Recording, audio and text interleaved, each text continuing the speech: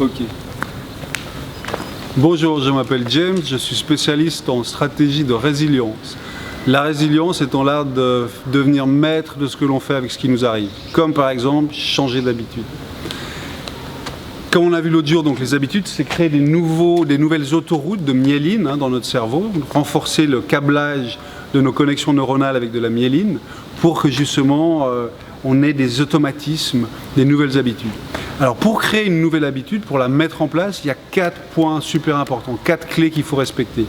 La première, c'est d'attendre avec confiance les ressources du processus, de chercher les ressources du processus et pas d'attendre avec impatience les résultats.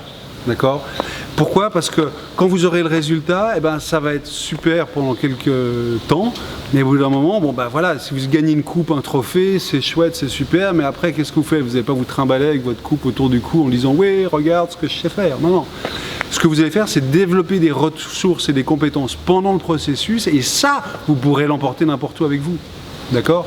Donc, première chose, c'est que dans ma nouvelle habitude, quand je la mets en place, je recherche les ressources du processus. C'est ça mon objectif, c'est de développer des ressources. Ce n'est pas un résultat.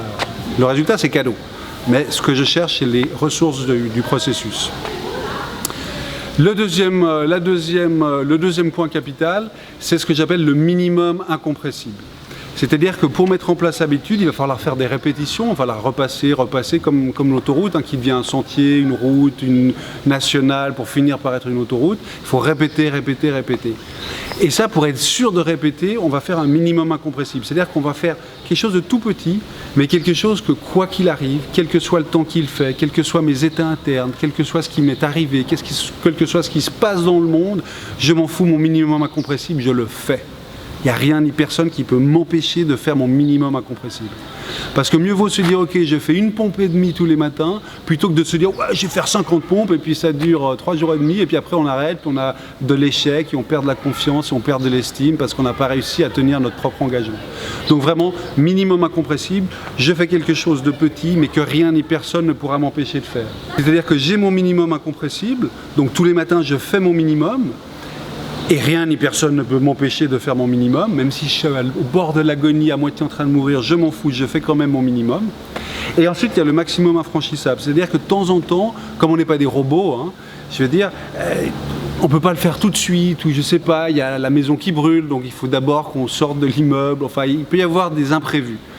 Et le maximum infranchissable, c'est la tolérance, le taux de tolérance qu'on s'accorde. Moi, c'est Tiger Woods qui m'a donné cette idée, c'est-à-dire que lui, son entraîneur, par exemple, parce qu'il est assez sanguin, donc quand il ratait un coup, il s'énervait grave, il prenait son club, il le jetait, on a l'impression qu'il allait le casser. Et son coach lui disait, ok, pas de problème, tu t'énerves, mais tu as 50 secondes pour t'énerver. Mais alors là, tu te rates pas, tu t'énerves vraiment. Et dans 50 secondes, on recommence. Et là, pendant 50 secondes, il lâchait toute sa colère, toute sa frustration, tout ça. Et au bout de 50 secondes, il reprenait. Donc c'est ça, le maximum infranchissable, c'est le temps que je m'accorde pour ne pas faire mon minimum incompressible. Mais au-delà de ce temps, j'ai fait. C'est-à-dire je me dis, ok, ce matin, je n'ai pas pu faire mes pompes ou mes abdos, je m'en fous, mais avant ce soir minuit, je les aurais fait. Quoi qu'il arrive, je trouverai un moment dans la journée pour le faire, mais avant ce soir minuit.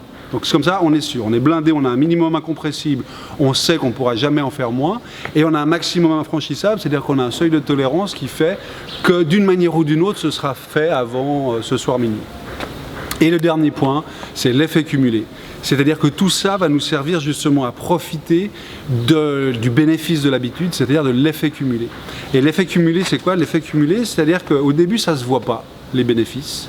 Et tout d'un coup, on atteint, comme on développe des ressources et des compétences, de tout d'un coup, on atteint un point de bascule, un point d'opportunité qui fait que ça monte en flèche et que là, tout d'un coup, on profite vraiment du bénéfice. L'échiquier de Sissa, Sissa, c'est celui qui a inventé les échecs. C'est un exemple parfait de l'effet cumulé. Donc le roi pour lequel il bossait lui dit, écoute, je m'ennuie, je m'embête, j'aimerais vraiment que quelqu'un m'invente quelque chose qui me divertisse. Et là, Sissa invente les échecs. Je vous la fais bref. Il invente les échecs et il lui propose voilà, le jeu d'échecs. Et le roi adore. Il trouve ça fascinant, il est vraiment passionné. Il lui dit, écoute, demande-moi ce que tu veux. C'est tellement génial ce que tu m'as donné là que vraiment tu peux avoir ce que tu veux. Et Sissa, malin, lui dit, écoute, j'aimerais... Tu prends l'échiquier et tu mets un grain de riz sur la première case, 2 grains de riz sur la deuxième case, 4 grains de riz sur la troisième, 8, 16, etc. Et à la fin, tu transformes le nombre de grains de riz qu'il y aura sur la dernière case en pièces d'or.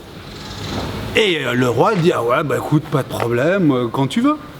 Et puis il appelle son trésorier, il lui dit, bah voilà, tu vas faire ça, tu vas mettre doubler à chaque fois les grains de riz, et puis tu lui donneras le nombre de pièces d'or qu'il y a de grains de riz sur la dernière case.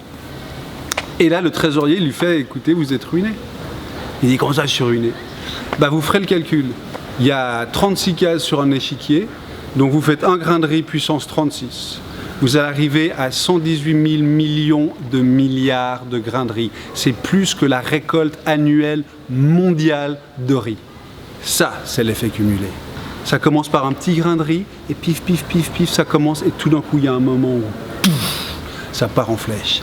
Et ça peut arriver seulement si vous répétez, seulement si vous avez des routines, seulement si vous faites votre petit minimum incompressible tous les jours, tous les jours, tous les jours que Dieu fait. Et puis là, vous verrez qu'au bout d'un moment, ça va commencer à porter ses fruits. Et là, ciao! Là, vous partez, là, c'est Noël. Donc voilà, si vous voulez d'autres astuces comme ça, d'autres outils bien pratiques, je vous donne rendez-vous sur mon site, jamesdotra.com. Et je vous dis à tout de suite. Au revoir, merci.